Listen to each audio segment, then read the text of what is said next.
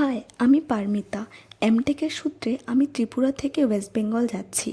এই ভিডিওতে তোমাদের সাথে আমার এই জার্নিটাই শেয়ার করব, যেটা হলো আমার বাড়ি থেকে কলকাতা পর্যন্ত। ট্র্যাভেলিংয়ের সময় নেচারের যেই ভিউটা হয় সেটা আমার খুব ভালো লাগে। আমি কারোর সাথে কথা না বলে গাছপালা, পাহাড় পর্বতের ভিউজটা দেখে খুব এনজয় করি। আজ তোমাদেরকে আমার বাড়ি থেকে আগরতলা এয়ারপোর্ট পর্যন্ত যাওয়ার পথে যেই ন্যাচারাল ভিউটা হয় সেটা দেখাবো। ভিডিওতে তোমরা দেখতেই পাচ্ছ রাস্তার চারিদিকে কি সুন্দর গ্রিনারিজ। ত্রিপুরা নর্থ ইস্টের স্টেট দেখে এখানে সুন্দর পাহাড় আছে।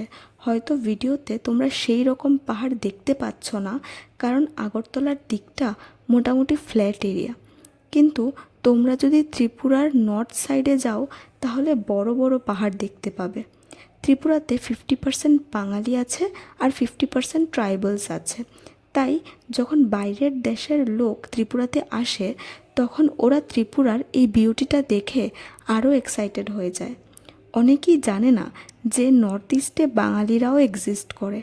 আমি এই কোয়েশ্চেনটা অনেকবারই ফেস করেছি যে আমার বাড়ি ত্রিপুরাতে হলে আমি বাংলা কি করে পারি। আর কেউ কেউ তো ত্রিপুরা কোথায় সেটাই জানে না। তো এয়ারপোর্ট যাওয়ার পথে একটা অভয়ারণ্য দেখা যায়, যেটার নাম হলো সিপাহীজলা। লোকেরা সিপাহীজলাতে পিকনিক করতে বা এডুকেশনাল ট্যুরেও আসে। ফ্লাইওভার থেকে এয়ারপোর্ট শহরটা খুব সুন্দর লাগে। দেখতে দেখতে আমরা অনেকটাই চলে এলাম। তোমাদেরকে আমি এয়ারপোর্টের রাস্তাটা দেখাতে চাই। অ্যাকচুয়ালি আমি রিজার্ভড কার নিয়েছি, তাই আমাকে গাড়ির ঝামেলা করতে হয়নি। বাড়ি থেকে ডাইরেক্ট এয়ারপোর্ট চলে গেছি। এয়ারপোর্টের এই ভিউটা খুবই সুন্দর। ভেতরে গিয়ে বোর্ডিং করেছি আর তারপর নিজের গেটের সামনে গিয়ে টাইমের ওয়েট করছি। ততক্ষণে একটু আশেপাশেও ঘুরে নিলাম। লাস্ট টাইম ফ্লাইটে আমার খুবই বাজে এক্সপিরিয়েন্স হয়েছিল। এত ভয় পেয়েছিলাম যে এইবার আমি বাবাকে বলেছি যে ট্রেনে যাব, কিন্তু বাবারও কিছু কাজ এসে গেছিলো। ট্রেনের টিকিট কেটেও ক্যান্সেল করতে হয়েছে। ভগবানের নাম নিয়ে আমি দিস টাইম আবার ফ্লাইটেই যাচ্ছি। উইন্ডো সিট পেয়েছিলাম, তাই সবটাই তোমাদেরকে ভালোভাবে দেখাতে পারবো। পাইলটটা এক্সপিরিয়েন্সড মনে হচ্ছিল। মেঘলা আকাশ ছিল, স্টিল খুব সুন্দর করে ফ্লাইটটা চালিয়েছে। আমার একটুও ভয় লাগেনি। যখন প্রায় কলকাতার দিকটায় চলে এসেছিলাম তখন আমার হালকা চোখ লেগে গেছিলো। বাবা ডেকে দিয়েছিল, তাই ল্যান্ডিংয়ের আগে উঠে গেছি। কলকাতার ভিউটা ওপর থেকে দেখতে দারুণ লাগছিল।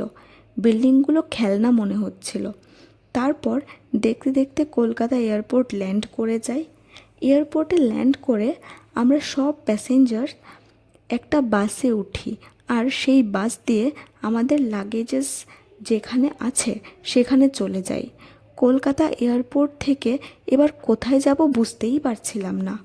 আমাকে একজন সিনিয়র বলেছে যে হাওড়া যেতে, কারণ কলেজের সামনে নাকি থাকার কোনো হোটেল নেই, যেগুলো আছে সেগুলো সব কস্টলিয়ার। তারপরে সেইভাবেই একটা ক্যাব বুক করলাম। যাওয়ার পথেই পরে ডিসাইড করলাম যে কলেজের সামনেই চলে যাব, বাকিটা ওখানে গিয়ে দেখা যাবে। হালকা বৃষ্টি হচ্ছিল।